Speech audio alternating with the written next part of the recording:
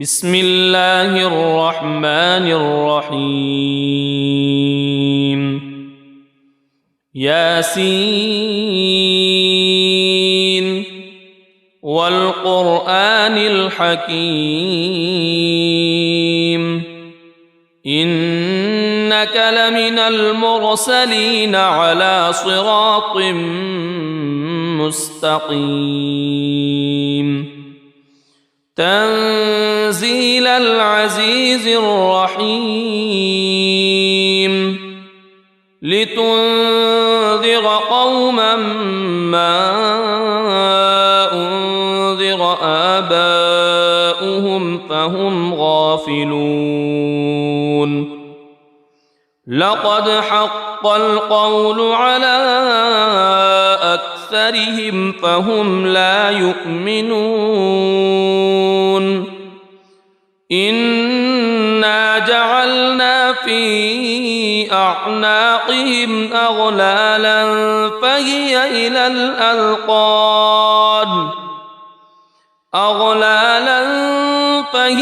إلى الأذقان فهم مقمحون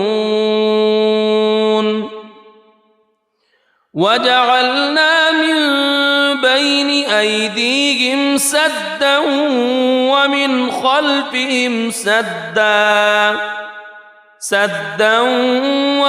خلفهم سدا فأغشيناهم فهم لا يبصرون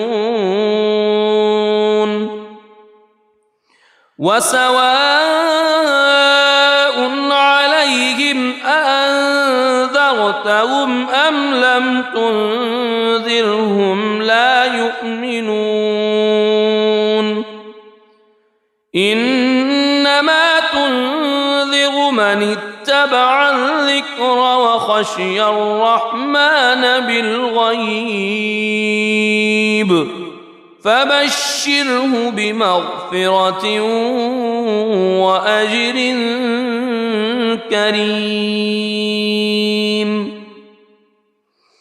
إنا نحن نحيي الموتى ونكتب ما قدموا وآثارهم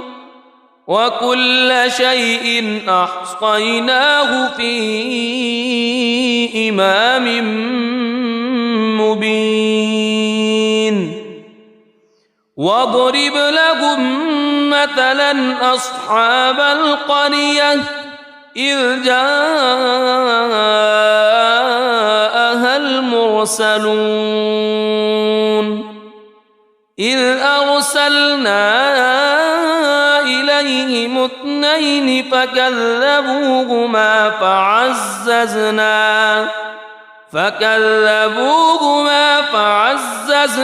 بثالث فقالوا إنا إليكم مرسلون قالوا ما أنتم إلا بشر مثلنا وما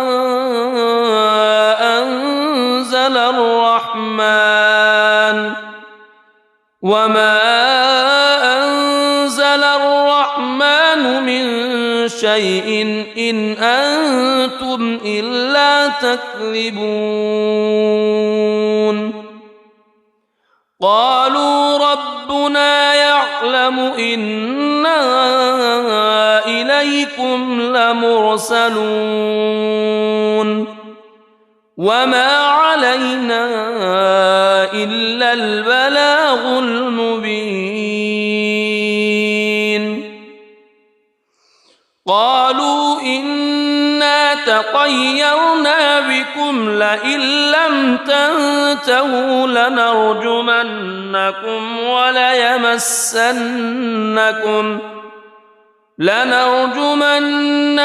وليمسنكم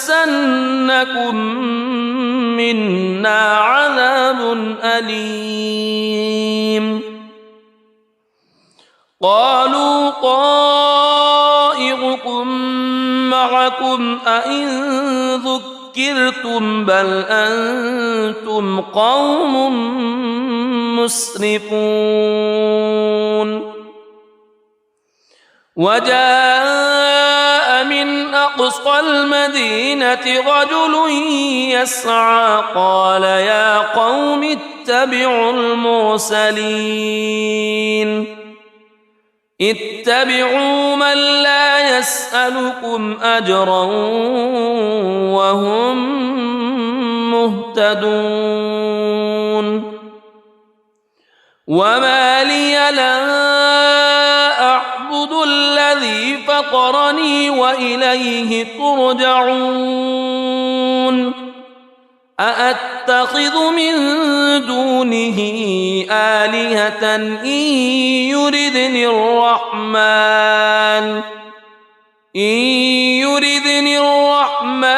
بضر لا تغن عني شفاعتهم شيئا ولا ينقذون إني إذا لفي ضلال مبين إني آمنت بربكم فاسمعون قيل ادخل الجنة قال يا ليت قومي يعلمون بما غفر لي ربي وجعلني من المكرمين وما أنزلنا على قومه من بعده من جند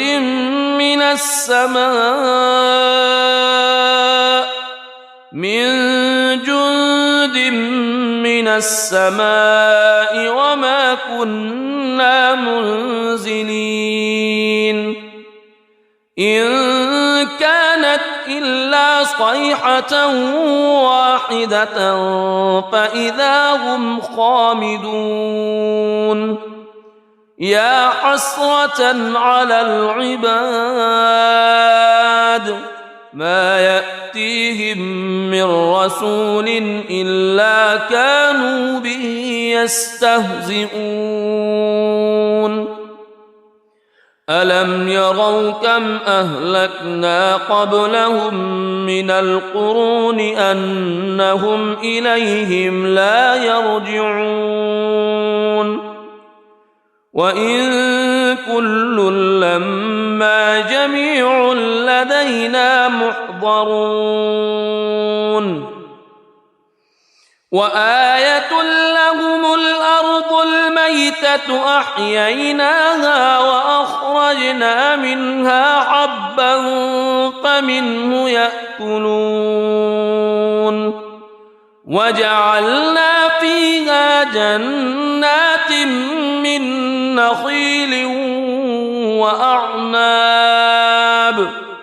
من نخيل وأعناب وفجرنا فيها من العيون ليأكلوا من ثمره وما عملته أيديهم أفلا يشكرون سبحان الذي خلق الأزواج كلها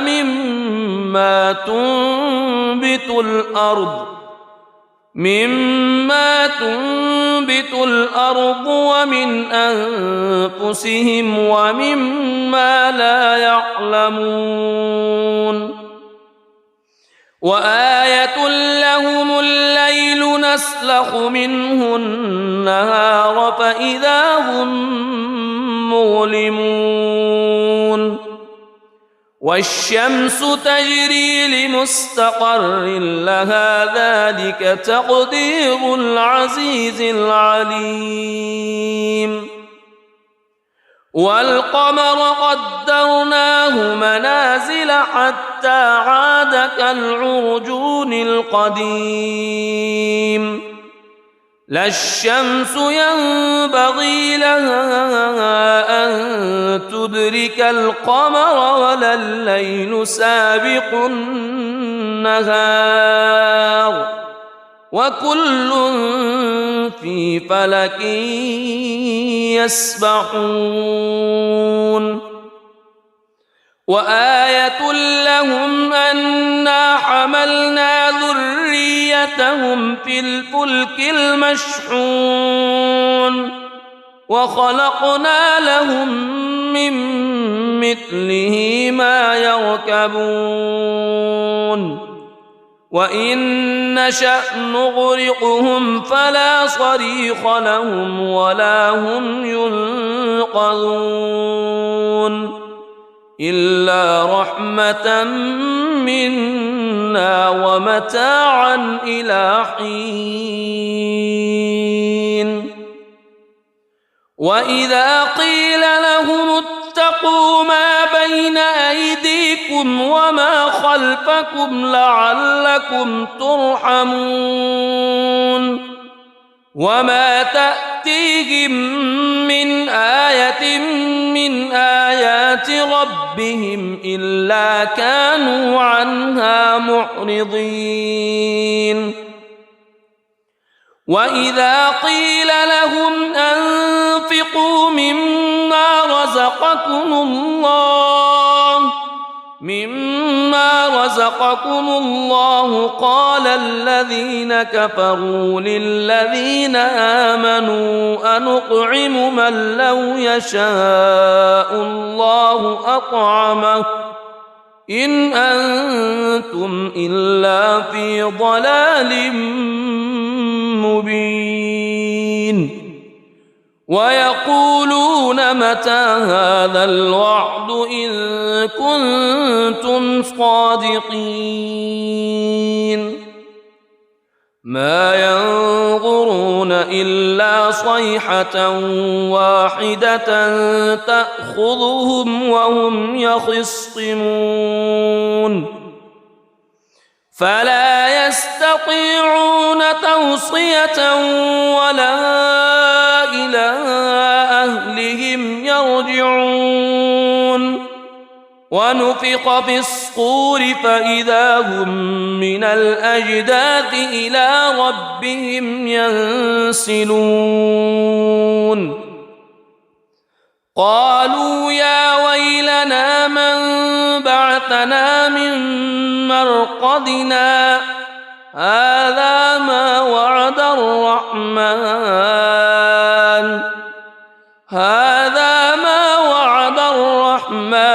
وصدق المرسلون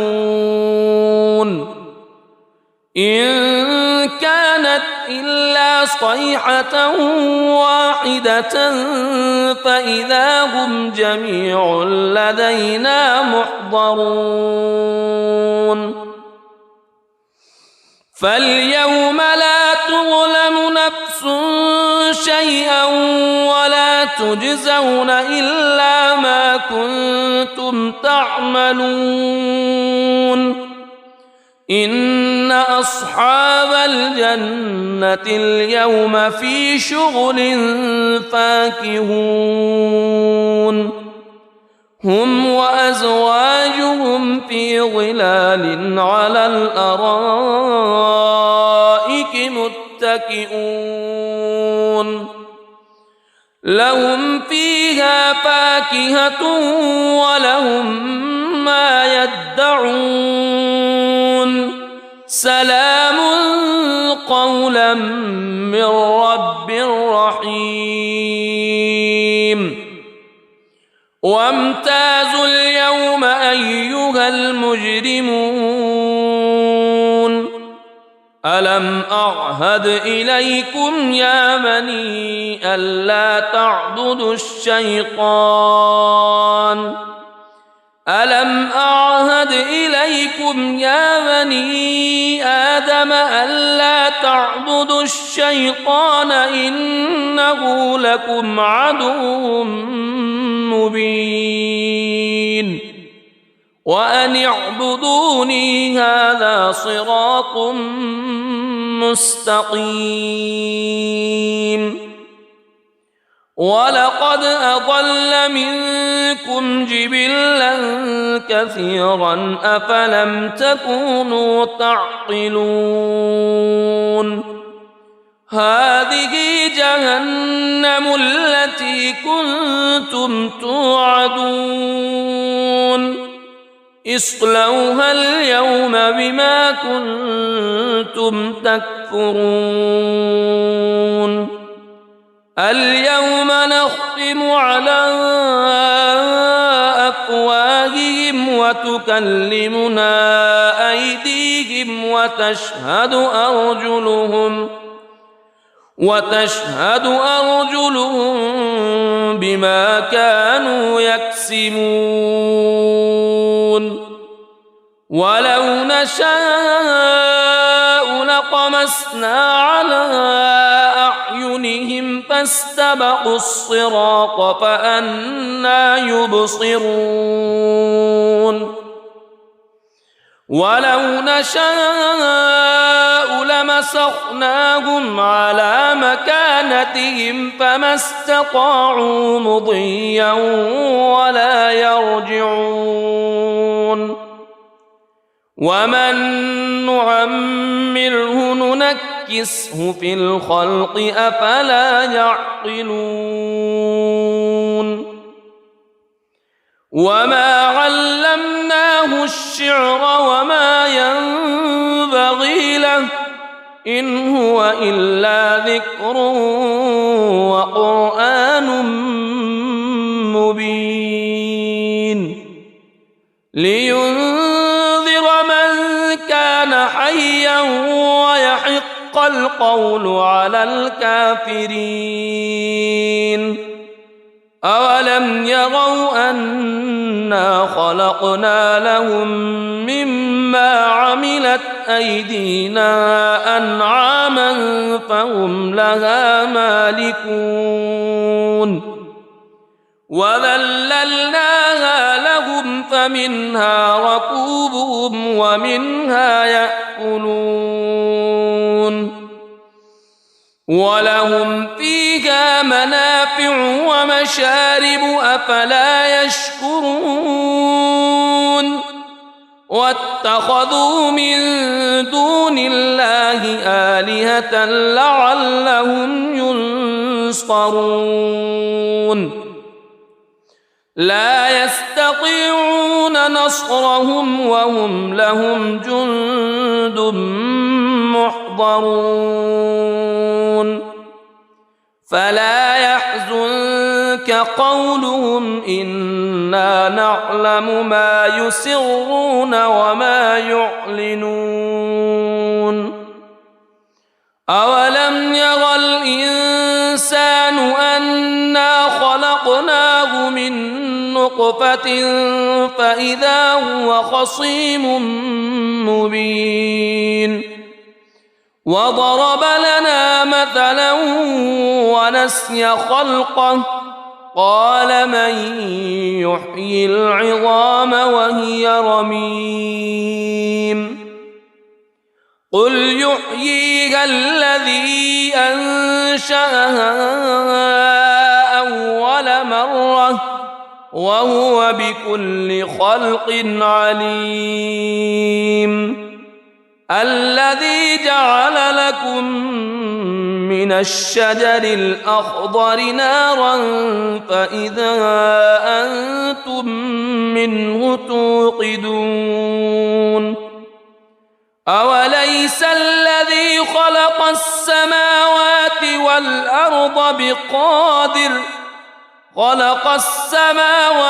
والأرض بقادر على أن يخلق مثلهم بلى وهو الخلاق العليم إنما أمره إذا أراد شيئا أن يقول له كن فيكون فسبحان الذي بيده ملكوت كل شيء وإليه ترجعون بسم الله الرحمن الرحيم الرحمن علم القرآن خلق الإنسان علمه البيان الشمس والقمر بحسبان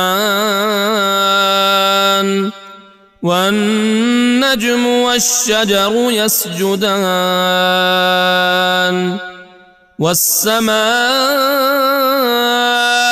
رفعها ووضع الميزان ألا تطغوا في الميزان وأقيموا الوزن بالقسط ولا تخسروا الميزان والأرض وضعها للأنام فيها فاكهة والنخل ذات الأكمام والحب ذو العصف والريحان فبأي آلاء ربكما تكذبان خلق الإنسان من صلصال كالفخار وخلق الجان من مارج من نار فبأي آلاء ربكما تكذبان رب المشرقين ورب المغربين فبأي آلاء ربكما تكذبان مرج البحرين يلتقيان بينهما برزخ لا يبغيان فبأي آلاء ربكما تكذبان يخرج منهما اللؤلؤ والمرجان فبأي آلاء ربكما تكذبان وله الجوار المنشآت في البحر كالأعلام فبأي آلاء ربكما تكذبان كل من عليها فان ويبقى وجه ربك ذو الجلال والإكرام فبأي آلاء ربكما تكذبان يسأله من في السماوات والأرض كل يوم هو في شأن فبأي آلاء ربكما تكذبان سنفرغ لكم أيها الثقلان فبأي آلاء ربكما تكذبان يا معشر الجن والإنس إن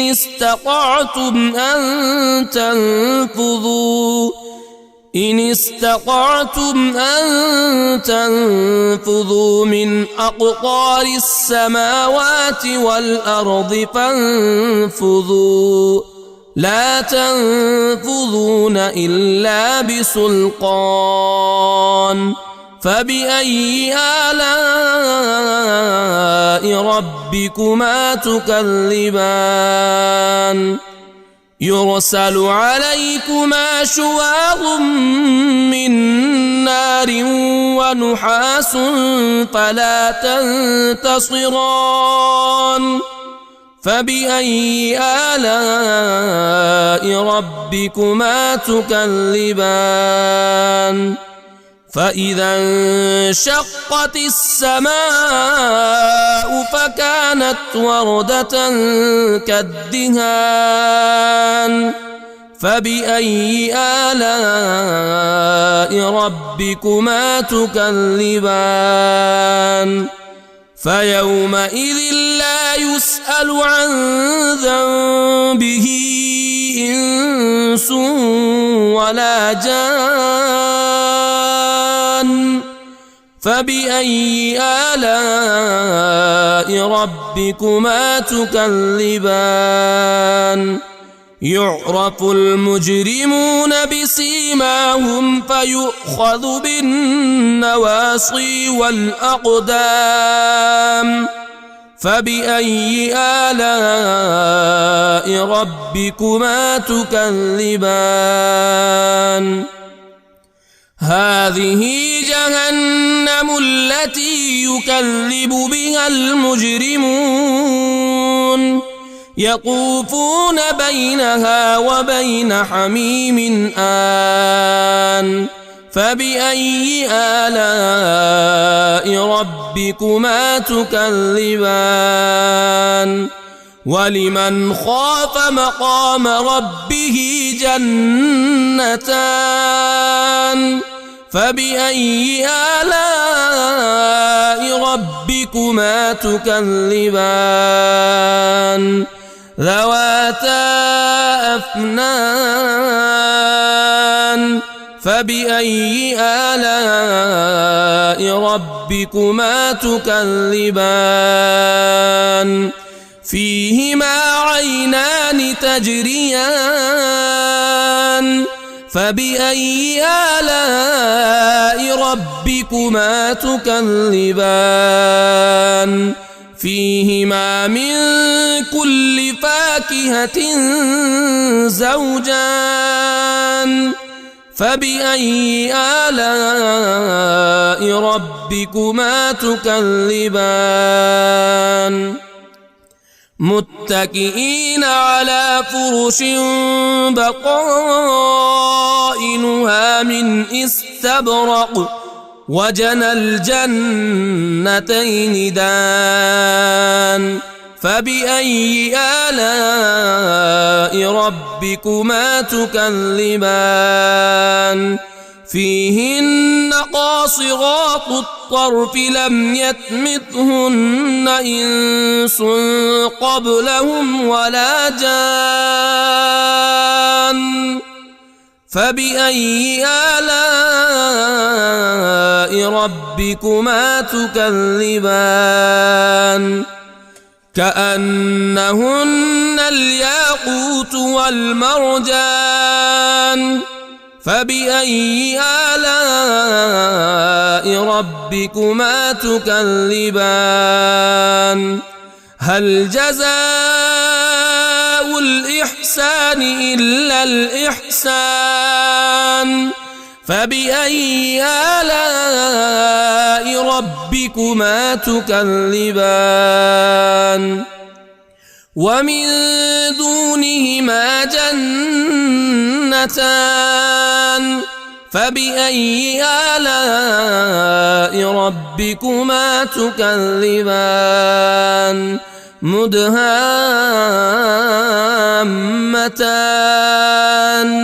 فبأي آلاء ربكما تكذبان فيهما عينان نضاختان فبأي آلاء ربكما تكذبان فيهما فاكهة ونخل ورمان فبأي آلاء ربكما تكذبان فيهن خيرات حسان فبأي آلاء ربكما تكذبان حور مقصورات في الخيام فبأي آلاء ربكما تكذبان لم يطمثهن إنس قبلهم ولا جان فبأي آلاء ربكما تكذبان متكئين على رفرف خضر وعبقري حسان فبأي آلاء ربكما تكذبان تبارك اسم ربك ذي الجلال والإكرام. بسم الله الرحمن الرحيم. ياسين والقرآن الحكيم إنك لمن المرسلين على صراط مستقيم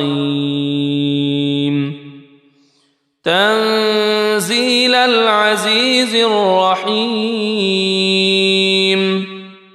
لتنذر قوما ما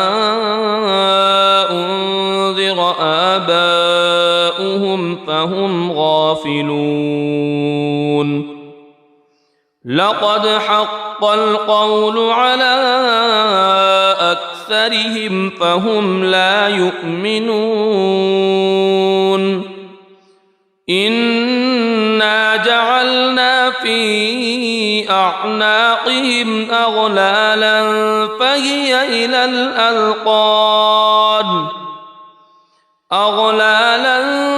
فهي إلى الأذقان فهم مقمحون وجعلنا من بين أيديهم سدا ومن خلفهم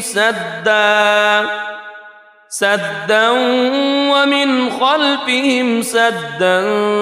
فأغشيناهم فهم لا يبصرون وسواء عليهم أأنذرتهم أم لم تنذرهم لا يؤمنون إنما تنذر من اتبع الذكر وخشي الرحمن بالغيب فبشره بمغفرة وأجر كريم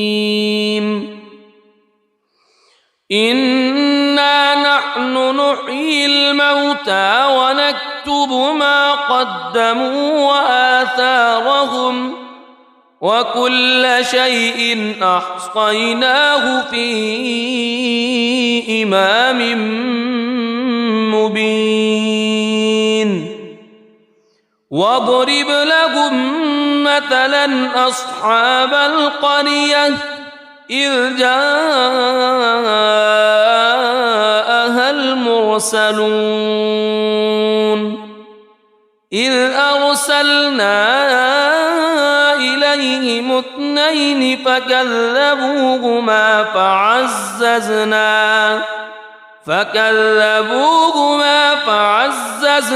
بثالث فقالوا إنا إليكم مرسلون قالوا ما أنتم إلا بشر مثلنا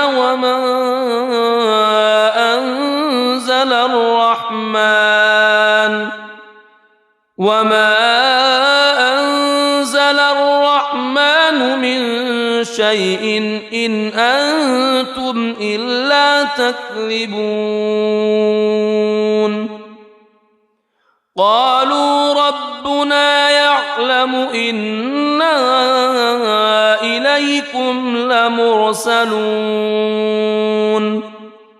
وما علينا إلا البلاغ المبين قالوا إنا تطيرنا بكم لئن لم تنتهوا لنرجمنكم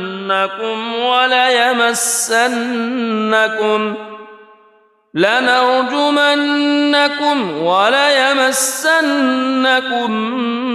منا عذاب أليم قالوا طائركم معكم أئن ذكرتم بل أنتم قوم مسرفون وجاء من أقصى المدينة رجل يسعى قال يا قوم اتبعوا المرسلين اتبعوا من لا يسألكم أجرا وهم مهتدون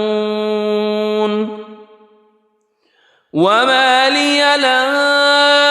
أعبد الذي فطرني وإليه ترجعون أأتخذ من دونه آلهة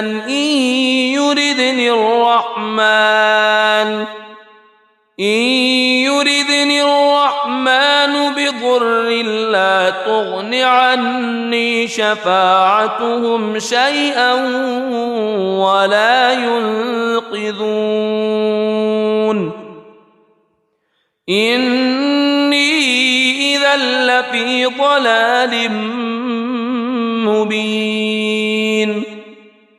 إني آمنت بربكم فاسمعون قيل ادخل الجنة قال يا ليت قومي يعلمون بما غفر لي ربي وجعلني من المكرمين وما أنزلنا على قومه من بعده من جند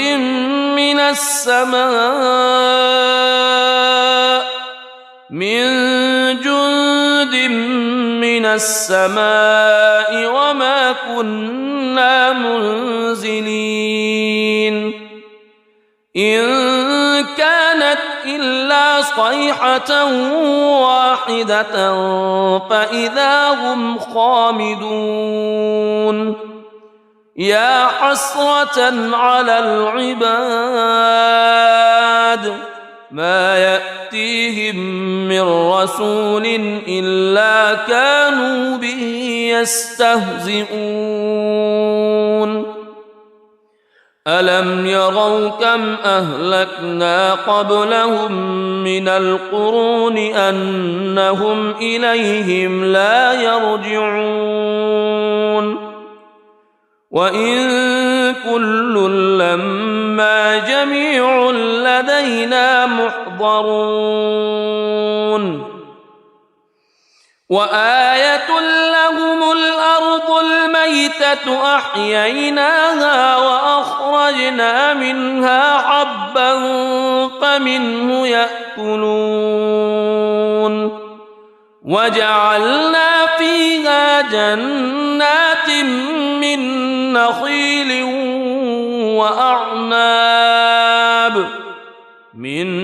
نخيل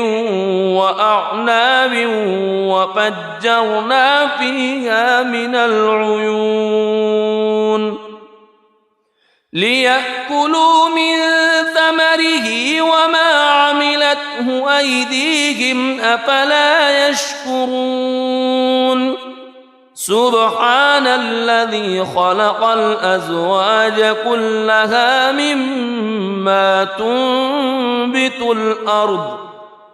مما تنبت الأرض ومن أنفسهم ومما لا يعلمون وآية لهم الليل نسلخ منه النهار فإذا هم مظلمون والشمس تجري لمستقر لها ذلك تقدير العزيز العليم والقمر قدرناه منازل حتى عاد كالعرجون القديم لا الشمس ينبغي لها أن تدرك القمر ولا الليل سابق النهار وكل في فلك يسبحون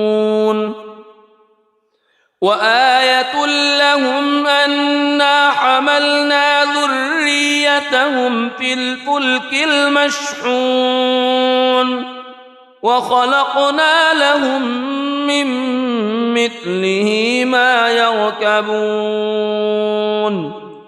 وإن نشأ نغرقهم فلا صريخ لهم ولا هم ينقذون إلا رحمة منا ومتاعا إلى حين وإذا قيل لهم اتقوا ما بين أيديكم وما خلفكم لعلكم ترحمون وما تأتيهم من آية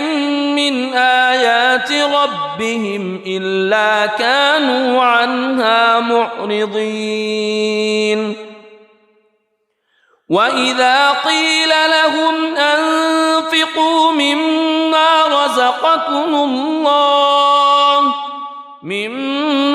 رزقكم الله قال الذين كفروا للذين آمنوا أنطعم من لو يشاء الله أطعمه إن أنتم إلا في ضلال مبين ويقولون متى هذا الوعد إن كنتم صادقين ما ينظرون إلا صيحة واحدة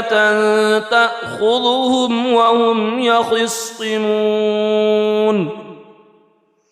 فلا يستطيعون توصية ولا إلى أهلهم يرجعون ونفخ في الصور فإذا هم من الأجداث إلى ربهم ينسلون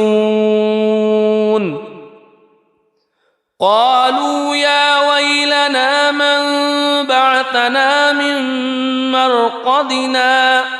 هذا ما وعد الرحمن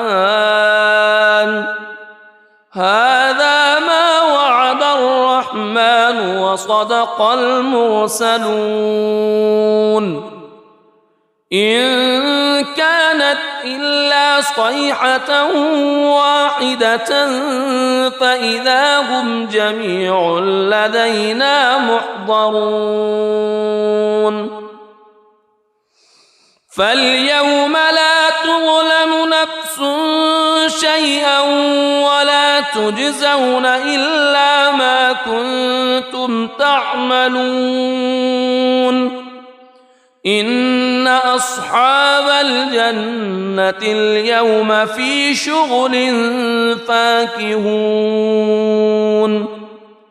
هم وأزواجهم في ظلال على الأرائك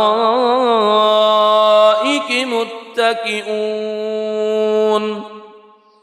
لهم فيها فاكهة ولهم ما يدعون سلام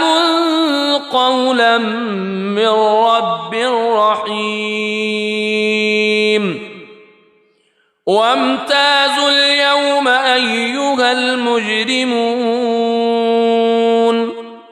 ألم أعهد إليكم يا بني ألا تعبدوا الشيطان ألم أعهد إليكم يا بني آدم ألا تعبدوا الشيطان إنه لكم عدو مبين وأن اعبدوني هذا صراط مستقيم ولقد أضل منكم جبلا كثيرا أفلم تكونوا تعقلون هذه جهنم التي كنتم توعدون اصلوها اليوم بما كنتم تكفرون اليوم نختم على أفواههم وتكلمنا أيديهم وتشهد أرجلهم بما كانوا يكسبون ولو نشاء لطمسنا على أعينهم فاستبقوا الصراط فأنى يبصرون ولو نشاء لمسخناهم على مكانتهم فما استطاعوا مضيا ولا يرجعون ومن نعمره ننكسه في الخلق أفلا يعقلون وما علمناه الشعر وما ينبغي له إن هو إلا ذكر وقرآن مبين لينذر من كان حيا ويحق القول على الكافرين أولم يروا أنا خلقنا لهم مما عملت أيدينا أنعاما فهم لها مالكون وذللناها لهم فمنها ركوبهم ومنها يأكلون ولهم فيها منافع ومشارب أفلا يشكرون واتخذوا من دون الله آلهة لعلهم ينصرون لا يستطيعون نصرهم وهم لهم جند محضرون فلا يحزنك قولهم إنا نعلم ما يسرون وما يعلنون أولم ير الإنسان أنا خلقناه من نطفة فإذا هو خصيم مبين وضرب لنا مثلا ونسي خلقه قال من يحيي العظام وهي رميم قل يحييها الذي أنشأها أول مرة وهو بكل خلق عليم الذي جعل لكم من الشجر الأخضر نارا فإذا أنتم منه توقدون أوليس الذي خلق السماوات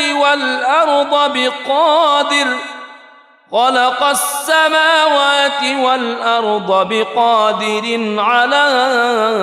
أن يخلق مثلهم بلى وهو الخلاق العليم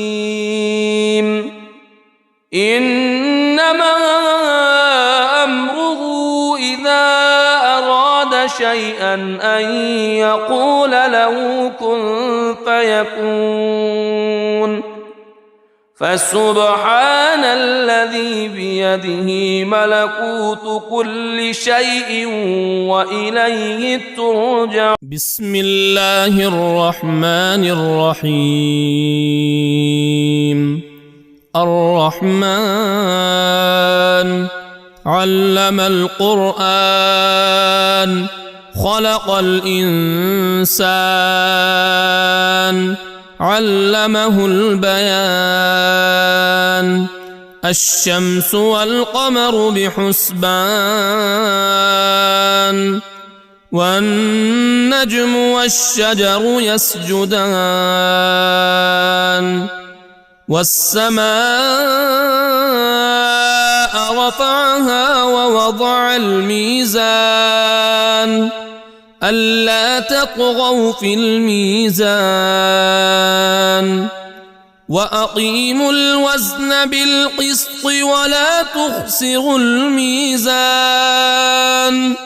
والأرض وضعها للأنام فيها فاكهة والنخل ذات الأكمام والحب ذو العصف والريحان. فبأي آلاء ربكما تكذبان؟ خلق الإنسان من صلصال كالفخار وخلق الجان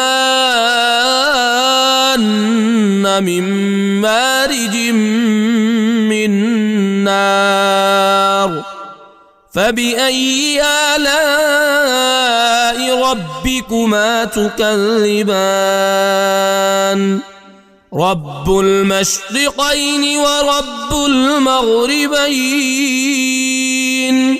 فبأي آلاء ربكما تكذبان؟ مرج البحرين يلتقيان بينهما برزخ لا يبغيان. فبأي آلاء ربكما تكذبان؟ يخرج منهما اللؤلؤ والمرجان. فبأي آلاء ربكما تكذبان؟ وله الجوار المنشآت في البحر كالأعلام.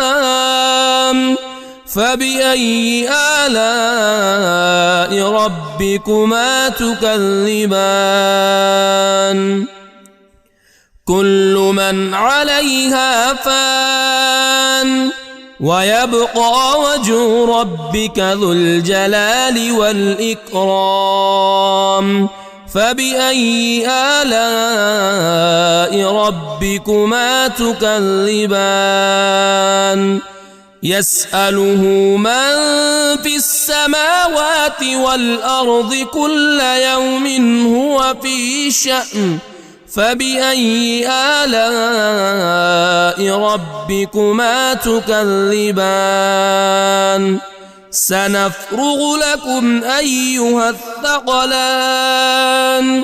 فبأي آلاء ربكما تكذبان؟ يا معشر الجن والإنس إن استطعتم أن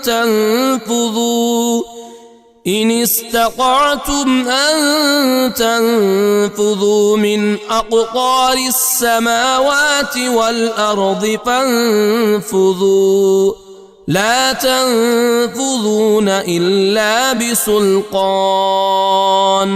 فبأي آلاء ربكما تكذبان؟ يرسل عليكما شواظ من نار ونحاس فلا تنتصران. فبأي آلاء ربكما تكذبان فإذا انشقت السماء فكانت وردة كالدهان فبأي آلاء ربكما تكذبان فيومئذ لا يسأل عن ذنبه إنس ولا جان فبأي آلاء ربكما تكذبان يعرف المجرمون بسيماهم فيؤخذ بالنواصي والأقدام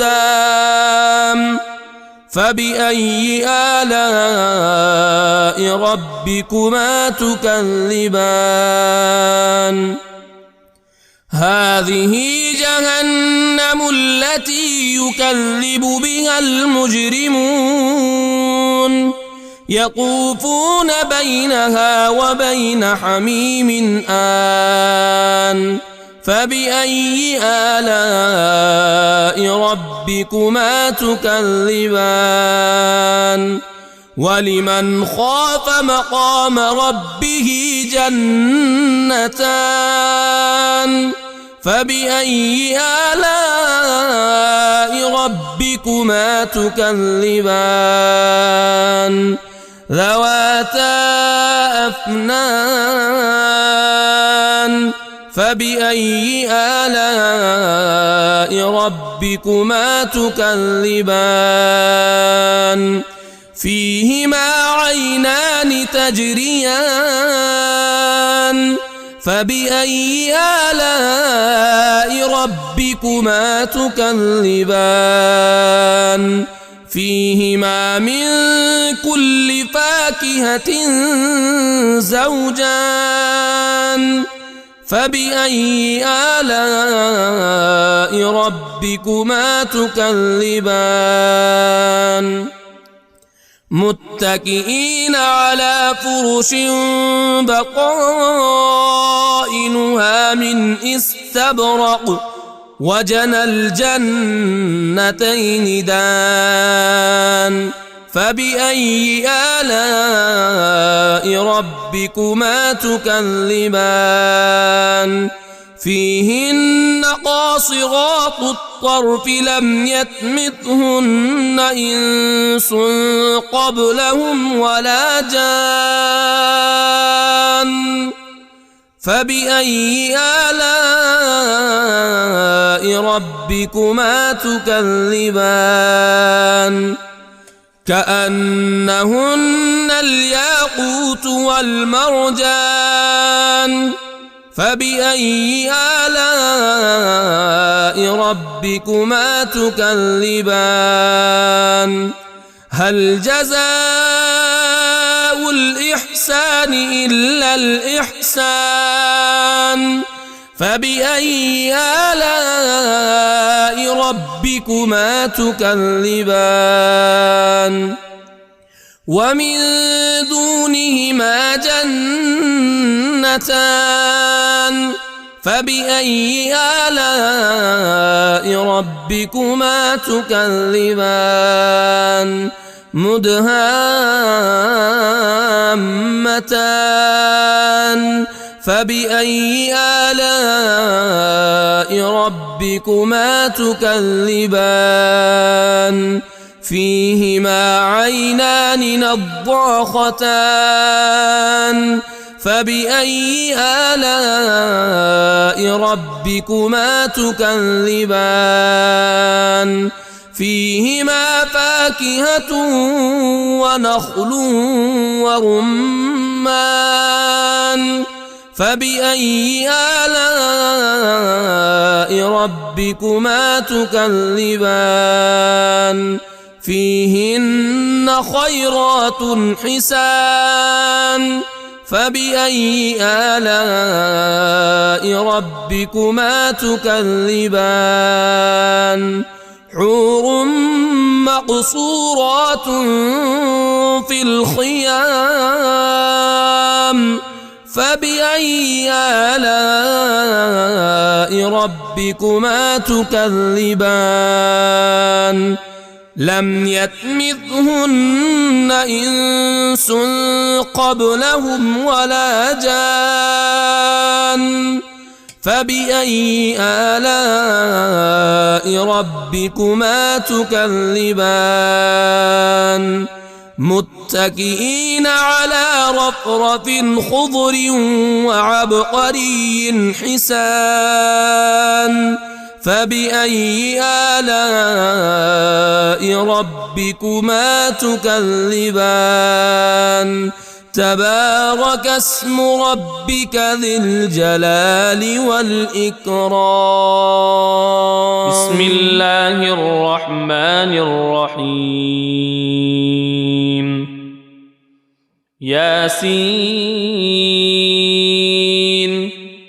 والقرآن الحكيم إنك لمن المرسلين على صراط مستقيم تنزيل العزيز الرحيم لتنذر قوما ما أنذر آباؤهم فهم غافلون لقد حق القول على أكثرهم فهم لا يؤمنون إنا جعلنا في أعناقهم أغلالا فهي إلى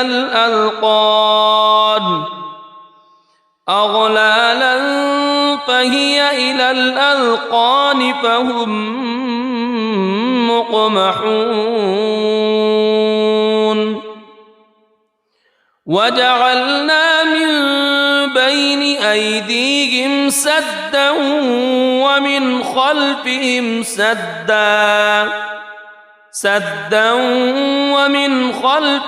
سدا فأغشيناهم فهم لا يبصرون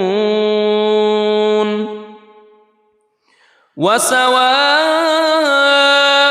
عليهم أأنذرتهم أم لم تنذرهم لا يؤمنون إنما تنذر من اتبع الذكر وخشي الرحمن بالغيب فبشره بمغفرة وأجر كريم إنا نحن نحيي الموتى ونكتب ما قدموا وآثارهم وكل شيء أحصيناه في إمام مبين واضرب لهم مثلا أصحاب القرية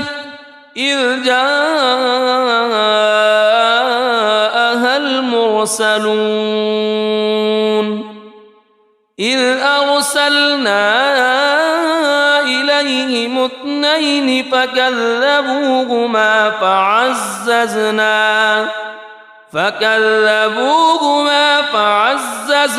بثالث فقالوا إنا إليكم مرسلون قالوا ما أنتم إلا بشر مثلنا وما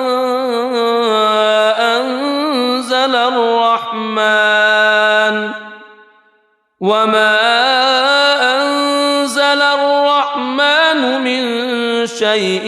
إن أنتم إلا تكذبون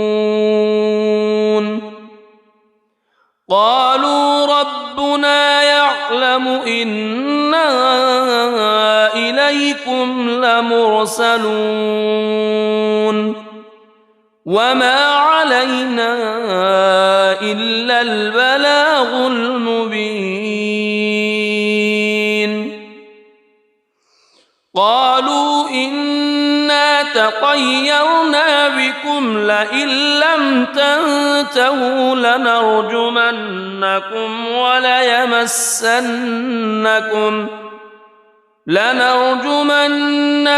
وليمسنكم منا عذاب أليم قالوا طائركم معكم أئن ذكرتم بل أنتم قوم مسرفون وجاء من أقصى المدينة رجل يسعى قال يا قوم اتبعوا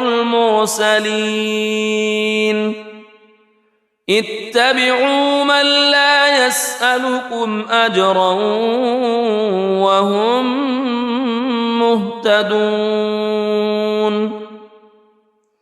وما لي لا أعبد الذي فطرني وإليه ترجعون أأتخذ من دونه آلهة إن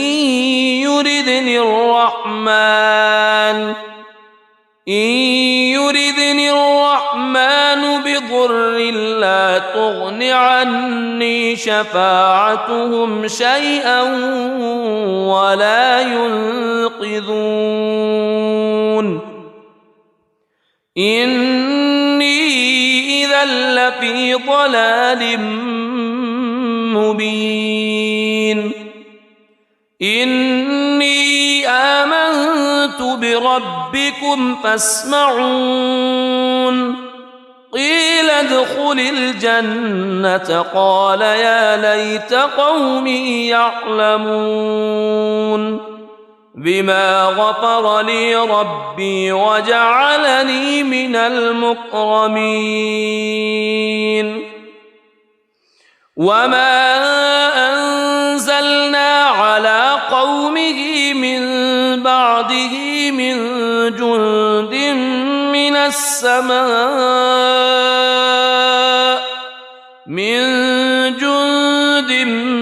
من السماء وما كنا منزلين إن كانت إلا صيحة واحدة فإذا هم خامدون يا حسرة على العباد ما يأتيهم من رسول إلا كانوا به يستهزئون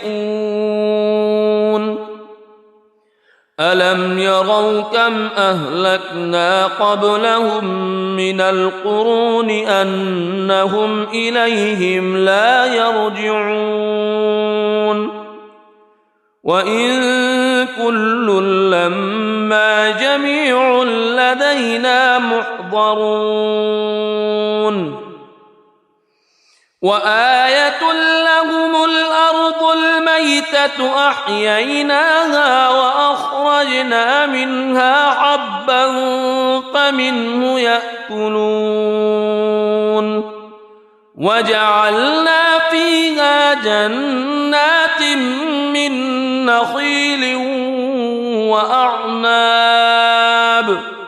من نخيل وأعناب وفجرنا فيها من العيون ليأكلوا من ثمره وما عملته أيديهم أفلا يشكرون سبحان الذي خلق الأزواج كلها مما تنبت الأرض مما تنبت الأرض ومن أنفسهم ومما لا يعلمون وآية لهم الليل نسلخ منه النهار فإذا هم مظلمون والشمس تجري لمستقر لها ذلك تقدير العزيز العليم والقمر قدرناه منازل حتى عاد كالعرجون القديم لا الشمس ينبغي لها أن تدرك القمر ولا الليل سابق النهار وكل في فلك يسبحون وآية لهم أنا حملنا ذريتهم في الفلك المشحون وخلقنا لهم من مثله ما يركبون وإن نشأ نغرقهم فلا صريخ لهم ولا هم ينقذون إلا رحمة منا ومتاعا إلى حين وإذا قيل لهم اتقوا ما بين أيديكم وما خلفكم لعلكم ترحمون وما تأتيهم من آية من آيات ربهم إلا كانوا عنها معرضين وإذا قيل لهم أنفقوا مما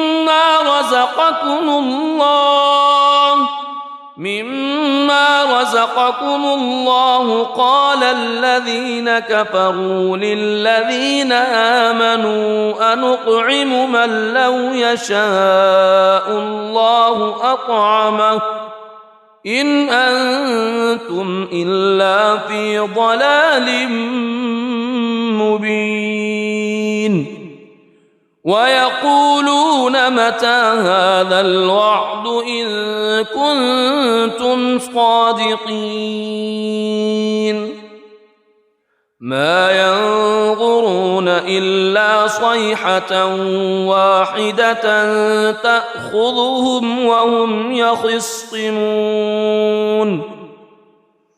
فلا يستطيعون توصية ولا إلى أهلهم يرجعون ونفخ في الصور فإذا هم من الأجداث إلى ربهم ينسلون قالوا يا ويلنا من بعثنا من مرقدنا هذا ما وعد الرحمن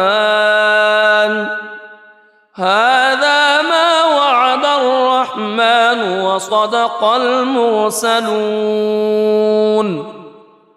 إن كانت إلا صيحة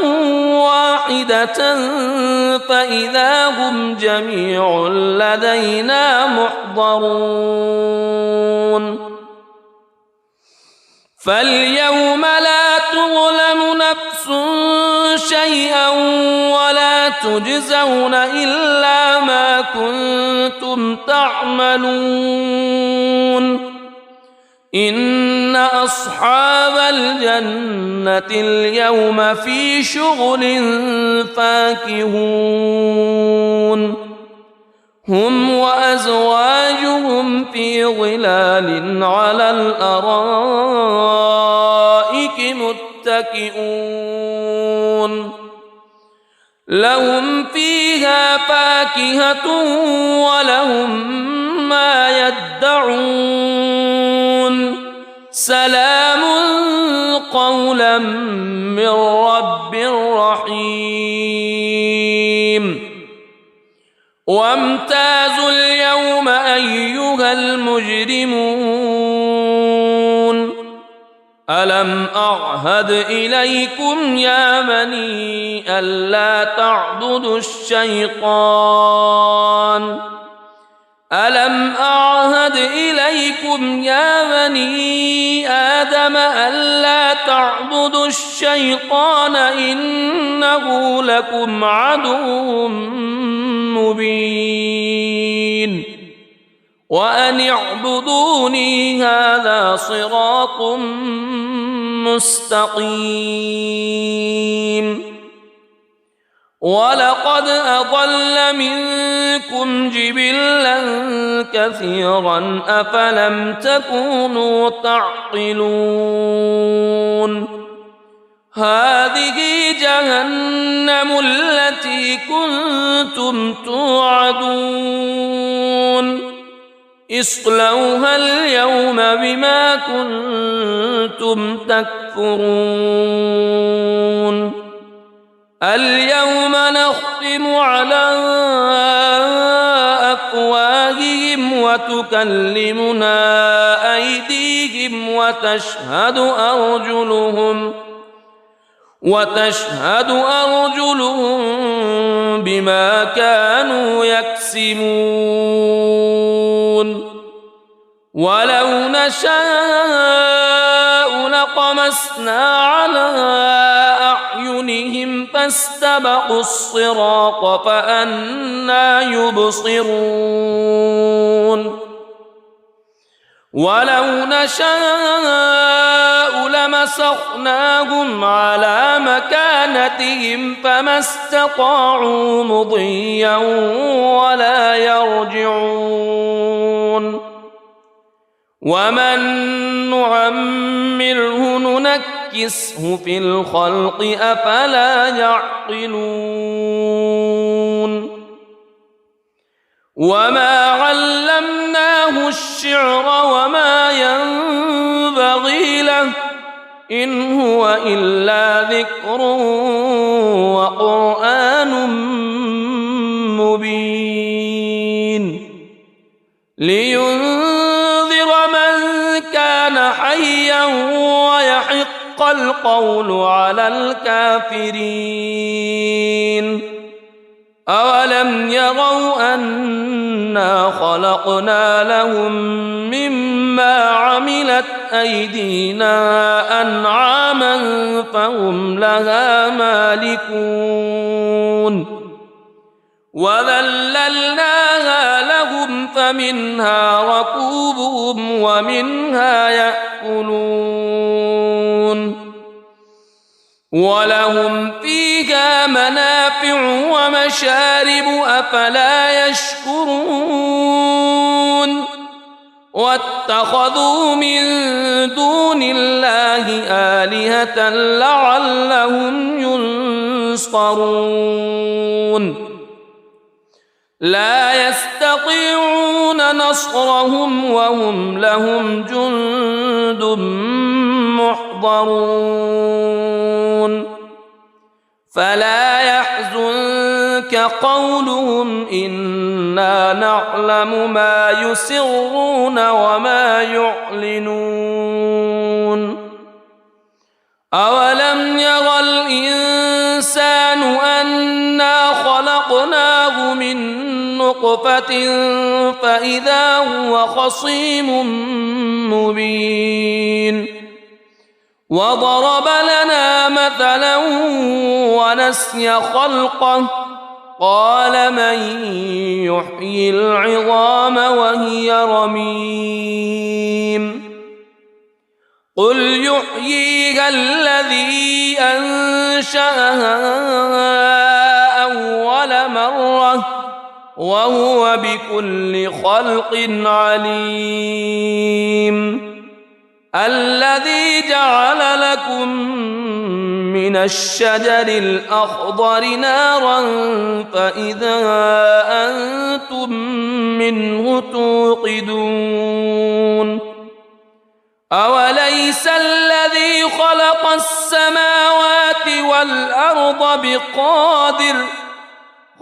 السماوات والأرض بقادر على أن يخلق مثلهم بلى وهو الخلاق العليم إنما أمره إذا أراد شيئا أن يقول له كن فيكون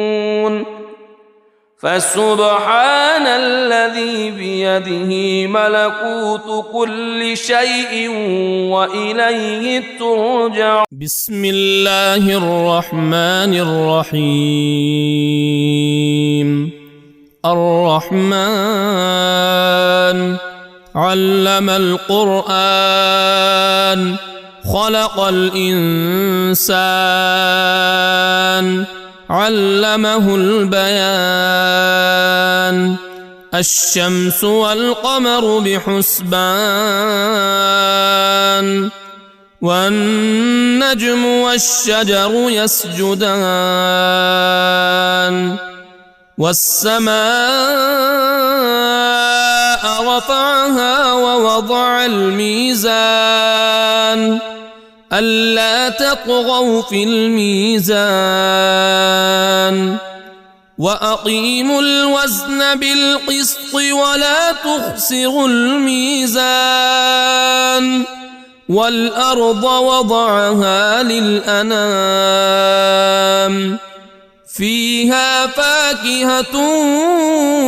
والنخل ذات الأكمام والحب ذو العصف والريحان فبأي آلاء ربكما تكذبان خلق الإنسان من صلصال كالفخار وخلق الجان من مارج من نار فبأي آلاء ربكما تكذبان رب المشرقين ورب المغربين فبأي آلاء ربكما تكذبان مرج البحرين يلتقيان بينهما برزخ لا يبغيان فبأي آلاء ربكما تكذبان يخرج منهما اللؤلؤ والمرجان فبأي آلاء ربكما تكذبان وله الجوار المنشآت في البحر كالأعلام فبأي آلاء ربكما تكذبان كل من عليها فان ويبقى وجه ربك ذو الجلال والإكرام فبأي آلاء ربكما تكذبان يسأله من في السماوات والأرض كل يوم هو في شأن فبأي آلاء ربكما تكذبان سنفرغ لكم أيها الثقلان فبأي آلاء ربكما تكذبان يا معشر الجن والإنس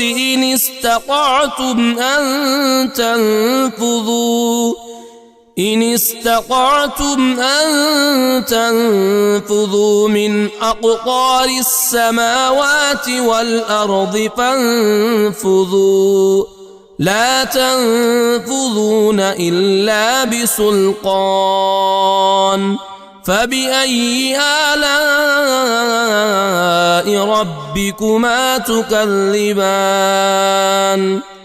يرسل عليكما شواظ من نار ونحاس فلا تنتصران فبأي آلاء ربكما تكذبان فإذا انشقت السماء فكانت وردة كالدهان فبأي آلاء ربكما تكذبان فيومئذ لا يسأل عن ذنبه إنس ولا جان فبأي آلاء ربكما تكذبان يعرف المجرمون بسيماهم فيؤخذ بالنواصي والأقدام فبأي آلاء ربكما تكذبان هذه جهنم التي يكذب بها المجرمون يطوفون بينها وبين حميم آن فبأي آلاء ربكما تكذبان ولمن خاف مقام ربه جنتان فبأي آلاء ربكما تكذبان ذواتا أفنان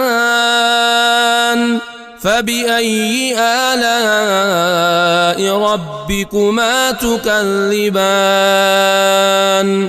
فيهما عينان تجريان فبأي آلاء ربكما تكذبان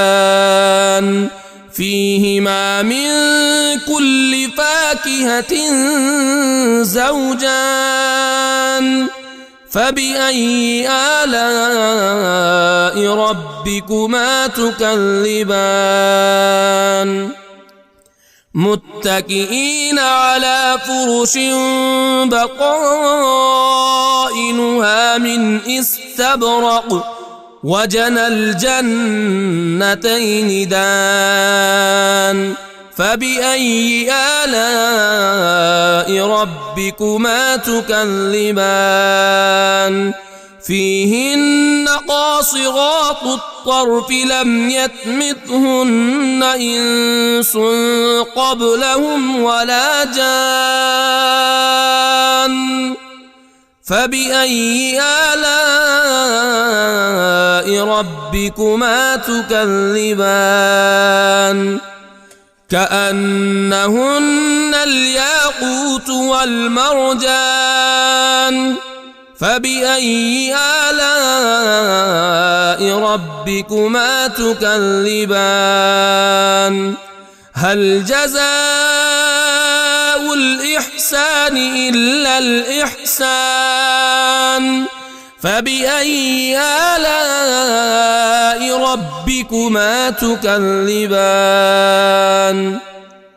ومن دونهما جنتان فبأي آلاء ربكما تكذبان مدهامتان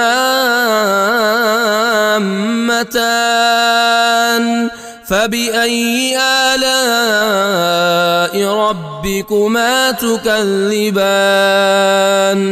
فيهما عينان نضاختان فبأي آلاء ربكما تكذبان فيهما فاكهة ونخل ورمان فبأي آلاء ربكما تكذبان فيهن خيرات حسان فبأي آلاء ربكما تكذبان حور مقصورات في الخيام فبأي آلاء ربكما تكذبان لم يطمثهن إنس قبلهم ولا جان فبأي آلاء ربكما تكذبان متكئين على رفرف خضر وعبقري حسان فبأي آلاء ربكما تكذبان تبارك اسم ربك ذي الجلال والإكرام.